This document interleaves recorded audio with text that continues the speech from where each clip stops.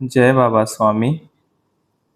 आज हम प्रारंभ करने वाले हैं हिमालय का समर्पण योग भाग 4 का। आज पहला दिन है। इस ग्रंथ की टैगलाइन है हिमालय के एक साक्षात्कारी ऋषि की आत्मकथा, एक आत्मिक प्रवास। सबसे पहले हम इस ग्रंथ के रूपरेखा के बारे में जानेंगे, जो कि इस ग्रंथ के बैक कवर में लिखा हुआ है। हिमालय का समर्पण योग ग्रंथ हिमालयीन परम पूज्य शिव कृपानंद स्वामी जी के आध्यात्मिक प्रवास का स्वलिखित वर्णन है। एक जीवंत सद्गुरु द्वारा लिखा जा रहा यह एक जीवन ग्रंथ है, जिससे वर्तमान की ही नहीं बल्कि आने वाली पीढ़ियां भी जीवंत अनुभूति प्राप्त कर सकेंगी। आत्मज्ञान की खोज में भटक रही आत्माओं के लिए यह ग्रंथ एक दीप स्तंभ के समान साबित होगा। इस भाग में पूज्य गुरुदेव ने हिमालय स्थित जैन मुनियों तक पहुंचने की यात्रा, उस दौरान हुए विभिन्न अनुभवों, प्रसंगों, उनके चिंतन मनन और अंततः जैन मुनियों के सानिध्य में बीते साधना काल का वर्णन किया है। जैन मुनियों से पूज्य गुरुदेव ने अनेक विषयों पर और विशेषतः अहंकार पर नियंत्रण प्राप्त करने के बारे में अमूल्य मार्गदर्शन प्राप्त किया। यह भाग एक उच्च ऊर्जा स्तर पर है, जिसका अनुभव पाठक अवश्य कर पाएंगे। अब हम आते हैं दोस्तों पृष्ठ क्रमांक 5 पर। प्रकाशक की ओर से हिमालय का समर्पण योग ग्रंथ परम पूज्य शिव कृपानंद स्वामी जी द्वारा लिखा गया एक जीवन ग्रंथ है। पूज्य गुरुदेव की भाषा हृदय से हृदय तक की भाषा है। उनकी लेखन शैली उनकी तरह ही सहज और सरल है।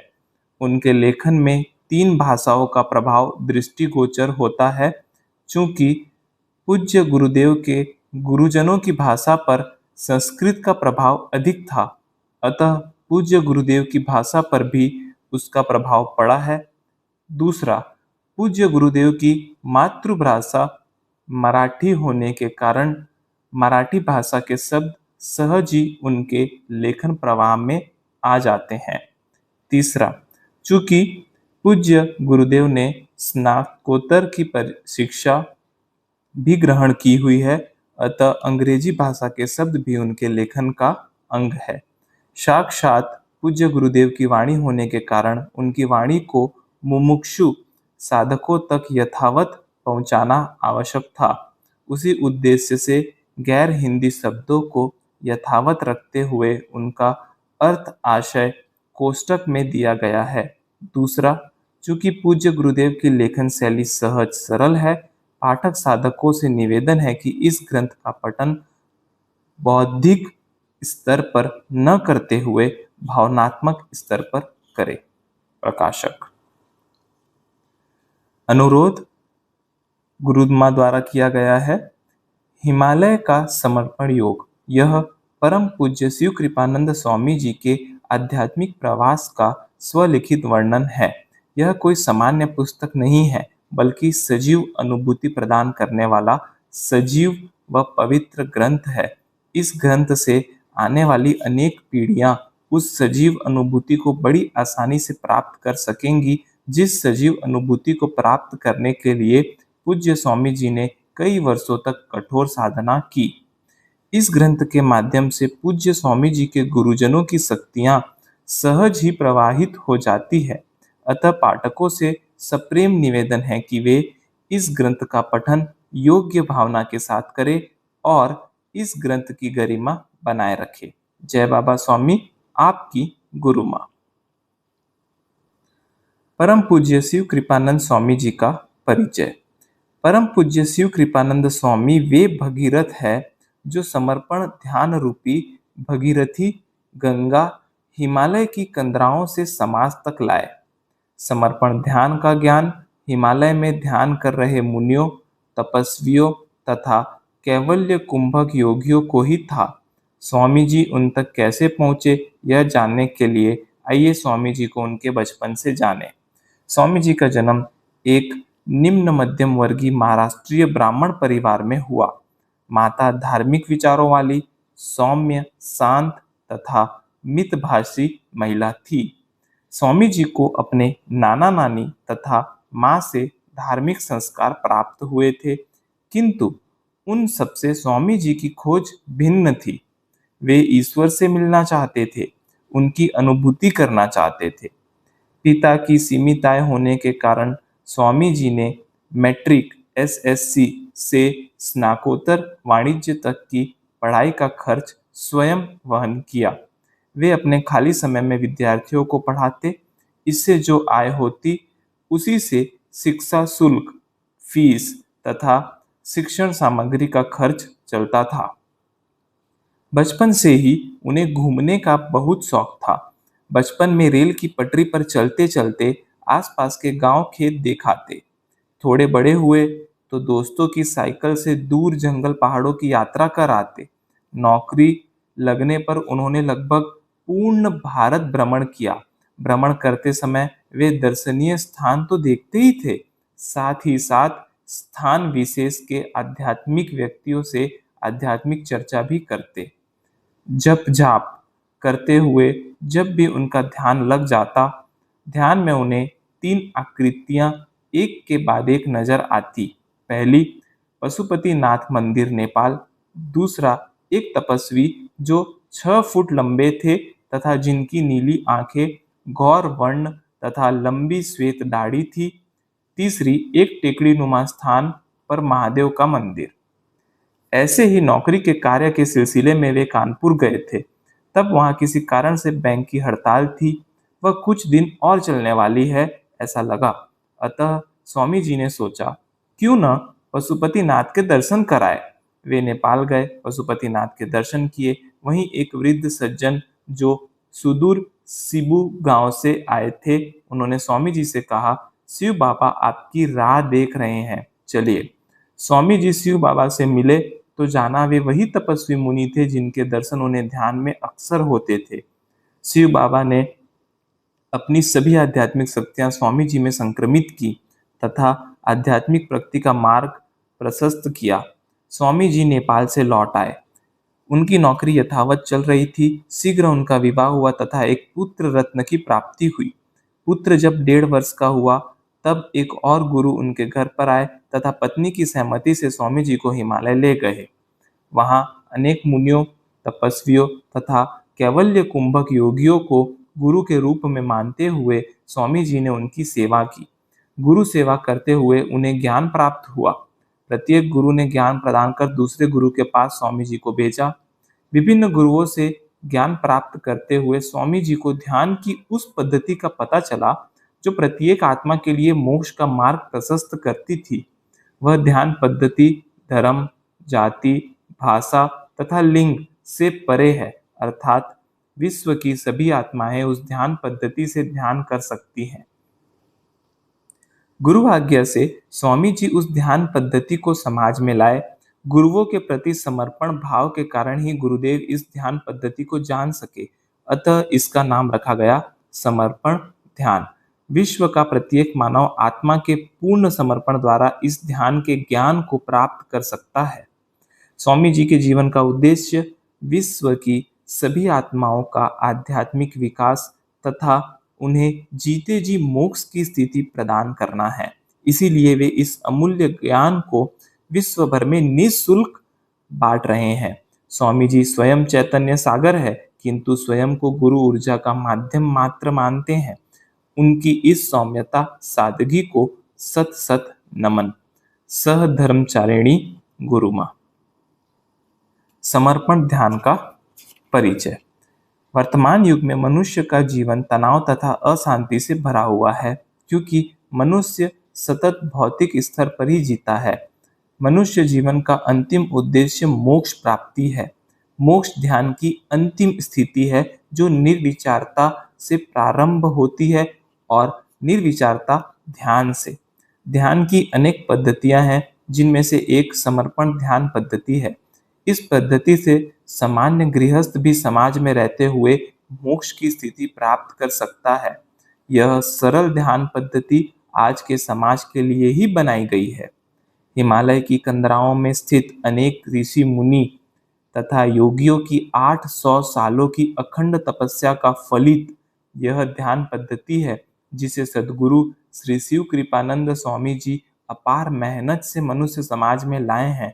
ध्यान के जरिए संपूर्ण मनुष्य समाज उच्च आध्यात्मिक स्थिति प्राप्त करे, आत्मिक संबंध से एक हो जाए, वसुधैव कुटुंबकम की कल्पना साकार हो। यह समर्पण ध्यान पद्धति का उद्देश्य है। यह अनुभूतिजन्य ध्यान पद्धति जाति, धर्म, देश, भाषा तथा लिंग भेद से परे है। यह सारी मानव जाति के लिए निःशुल्क उपलब्ध है। गुरु जी ने लिखा है, आज यह ग्रंथ मैं हिमालय में स्थित उन जैन मुनियों को समर्पित कर रहा हूँ, जिनके सानिध्य में की गई साधना से शरीर में आए अहंकार को जान सका और उसे दूर करने का मार्ग भी सीख सका, क्योंकि अहंकार ही आध्यात्मिक मार्ग की सबसे बड़ी बाधा है। बाबा स्वामी, 29 अक्टूबर 2012।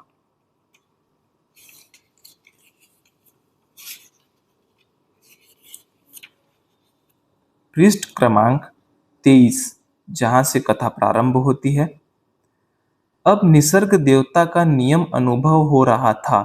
एक नई कौपल वृक्ष को फूटती है, वह पत्ते का रूप लेती है और रूप बदलने के साथ साथ रंग भी बदलती है, और वही नन्ही सी कौपल एक बड़े पत्ते में परिवर्तित हो जाती है, और बाद में वह पत्ता भी बड़ा होता है, पीला पड़ता है, और बाद में अपना जीवन समाप्त होने पर झाड़ से गिर पड़ता है, और गिरा हुआ पत्ता उसी वृक्ष की खाद बन जाता है और फिर एक दिन नई कौपल के रूप में जन्म लेता है।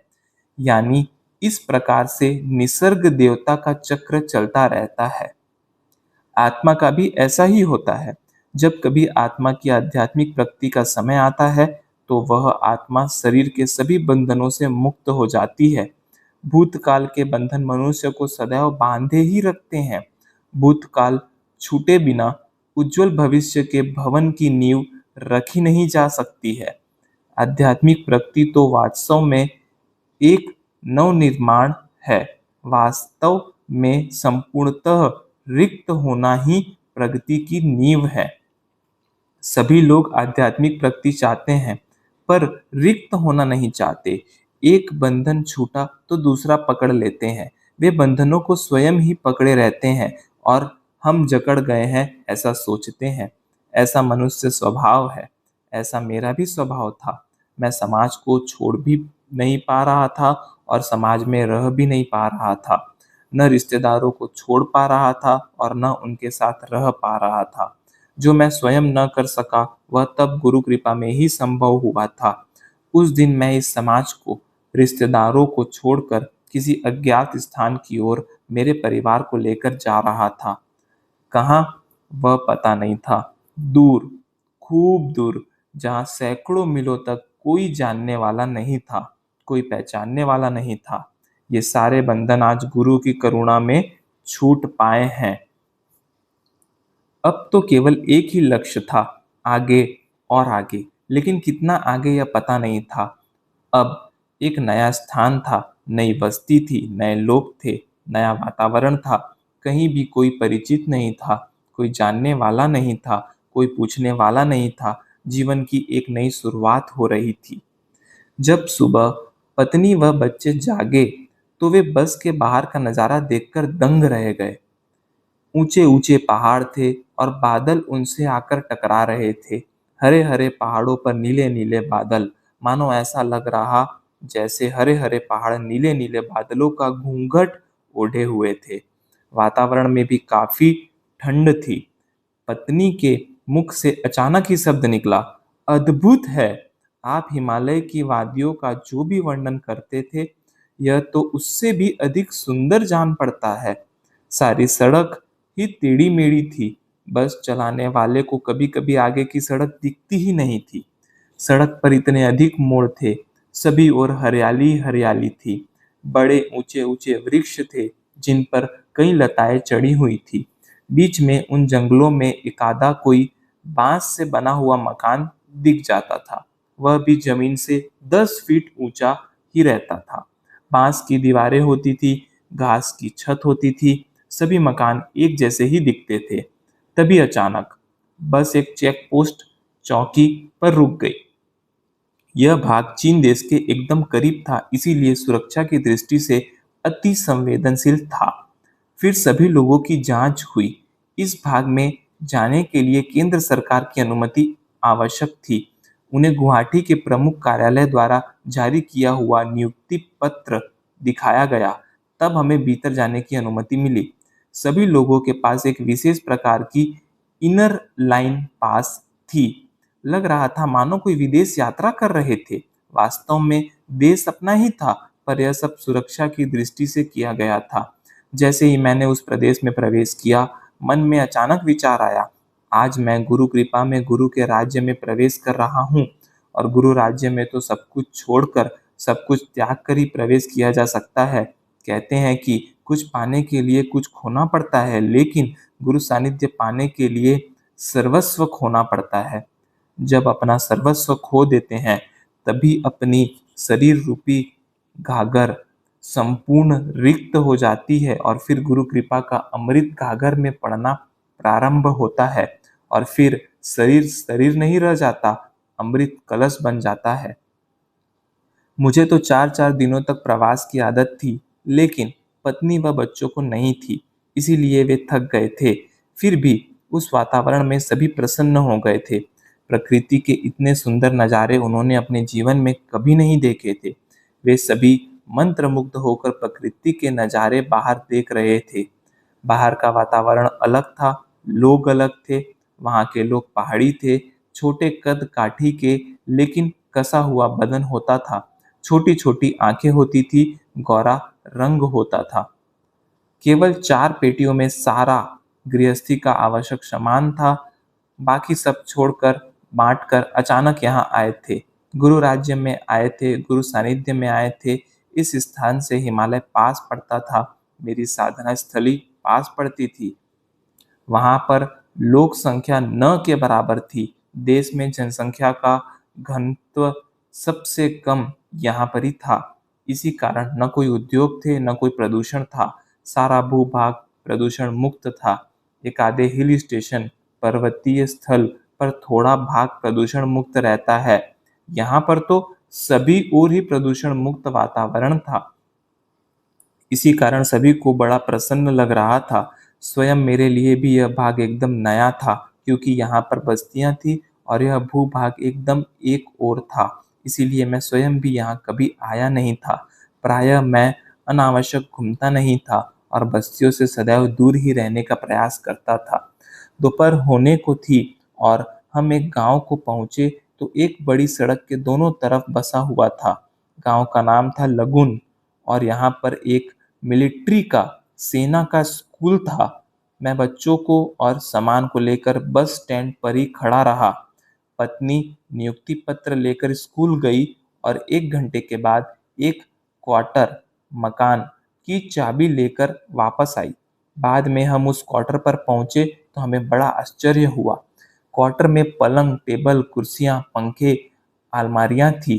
क्वार्टर सभी फर्नीचर से युक्त ही था, क्योंकि हम तो केवल 4 पेटियां ही लेकर पहुंचे थे, पर गुरु कृपा में यहाँ सब कुछ था। बिजली, पानी, सभी व्यवस्था थी। 3 बेडरूम का अच्छा क्वार्टर था। 4 दिनों के प्रवास के बाद यहाँ पहुंचने पर बच्चे भी थक गए थे। उन्हें मानो लग रहा था कि वे किसी दूसरे ही देश में आ गए थे। और रात के समय जल्दी खाना खाकर हम सब सो गए।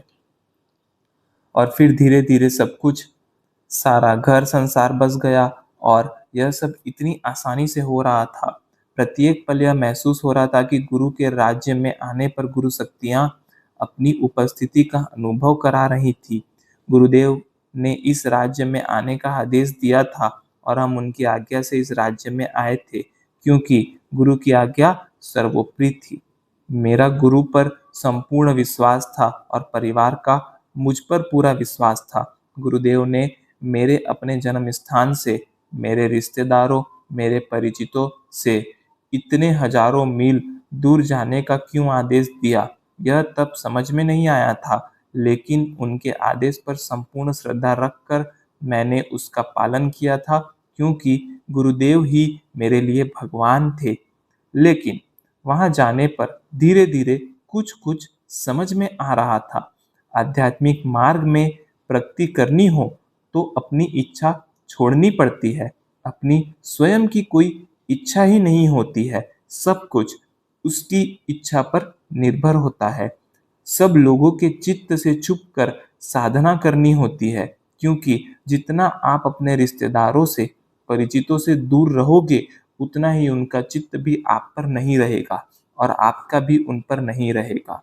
और इस प्रकार जब आप अपने शरीर से अलिप्त होते हो तो धीरे धीरे चित्त से भी अलिप्त होने लगते हो।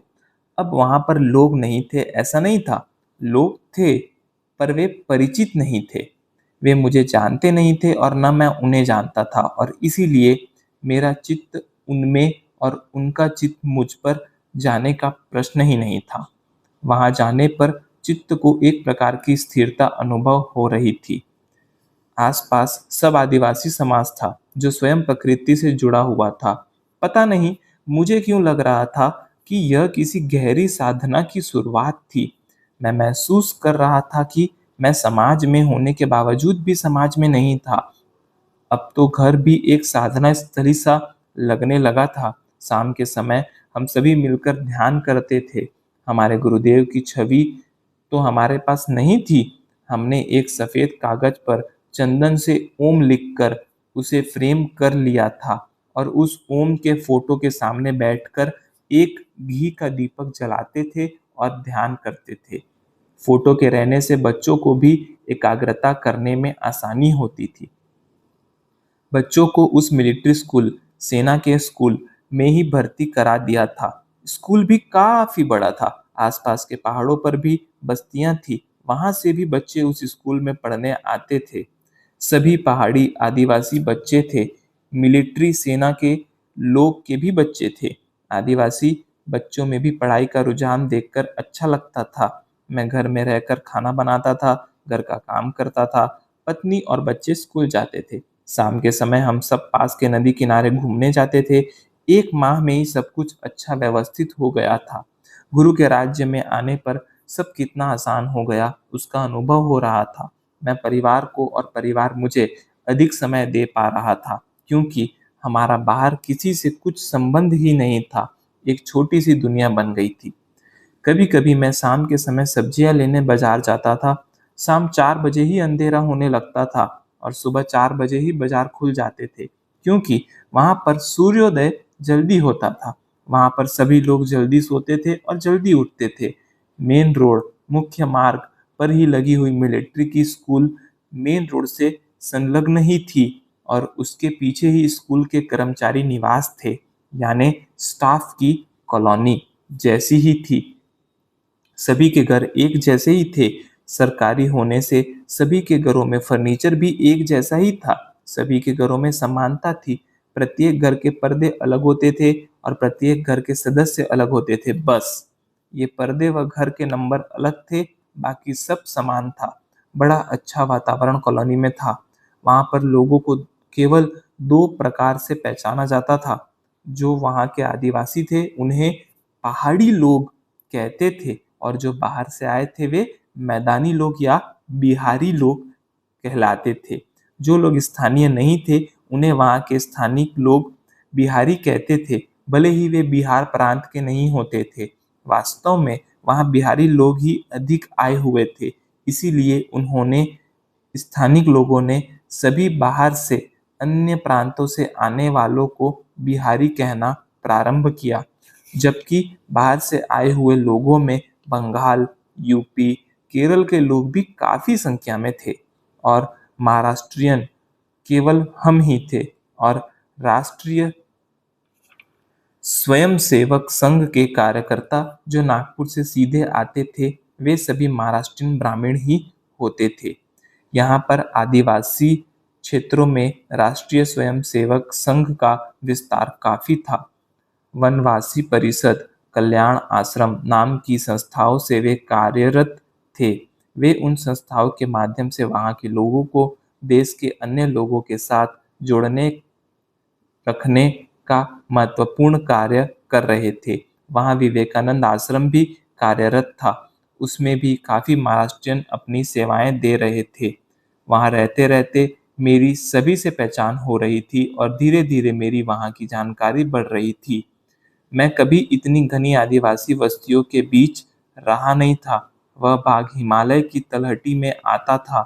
वहाँ पर कहीं और इतनी घनी बस्ती नहीं थी, पर गांव के आसपास पहाड़ों पर कई बस्तियां थी। वे लोग, पहाड़ी आदिवासी लोग, सवेरे आते थे और शाम को पहाड़ों पर वापस चले जाते थे। मिलिट्री के बच्चों के लिए उनकी गाड़ियां छोड़ने व लेने आती थी। बाकी बच्चे स्वयं ही पैदल आते थे। छोटे छोटे, गोरे गोरे, सुंदर बच्चे स्कूल के परिधान पहन कर आते थे तो बड़ा अच्छा लगता था। मुझे छोटी छोटी लड़कियों को देखकर अधिक अच्छा लगता था कि हमारे देश में छोटी छोटी बस्तियों में रहने वाली लड़कियां भी शिक्षा प्राप्त कर रही हैं। शिक्षा का प्रसार देश के लोगों की अज्ञानता को दूर करता है। देशवासी जितने शिक्षित हो उतना अच्छा है। लड़कियां शिक्षित होंगी तो स्त्री शक्ति शिक्षित होगी, और स्त्री शक्ति विकसित होगी तो परिवार विकसित होगा, और परिवार विकसित होगा तो राष्ट्र विकसित होगा। जय बाबा स्वामी।